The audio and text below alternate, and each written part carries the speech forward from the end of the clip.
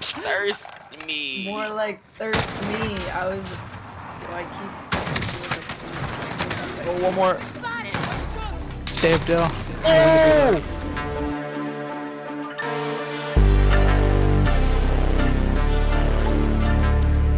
When it comes down to 1v1 gunfight basics, you really want to try and put yourself in the best position possible, whether it's behind a head glitch, on top of a rock, or even behind something they don't expect you pop up and kill them, or you're snaking up and down, so like on their screen the animation's all messed up, but on your screen you can see them the whole time. That will help you win a lot more one-on-one fights. How do slide cancel? It's super easy. All you have to do is make sure you are sprinting forward the whole time. You double tap your right analog, and when you're double tapping your right analog, you want to hit your back paddle, or this is like the X button right here.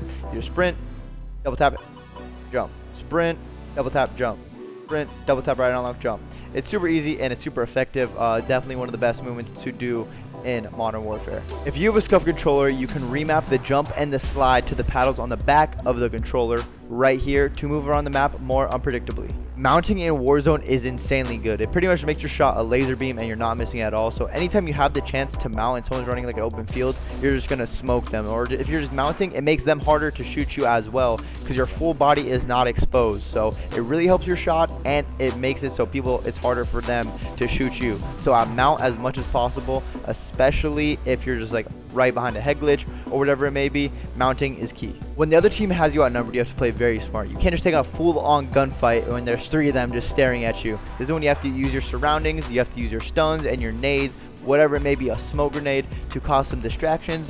You stun them, you run around this way. You throw a nade, then you could pop up and chow, maybe knock one player, and then you can use your stuns. Like, you have to really take advantage of the map around you, finesse, use your audio cues, get a kill or knock one, lay down, get up, knock another one while you're trying to heal up. You have a stun, you stun the last guy, then you kill him, team wipe.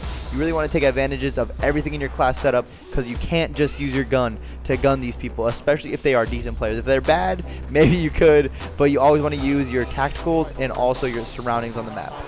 The only time you should be hip firing is when you're super up close, point blank with someone. That's when it's good. But if you're medium and long range, it's not going to hip fire. That's when you should be aiming down sights. Your shots will be incredibly more accurate when you're aiming down sights. So pretty much close range, point blank, hip fire is good. But you should always be ADSing in most fights just to make your shots the most accurate they can be. When clearing out a house in Warzone, you should definitely use your tacticals to do a process of elimination. If you don't stun them at the attic, you know they're not up there. And then also if you're with teammates, make sure you're communicating with each other to call out, check your corners, and the more corners you check, the easier they will be to find when you do the process of elimination.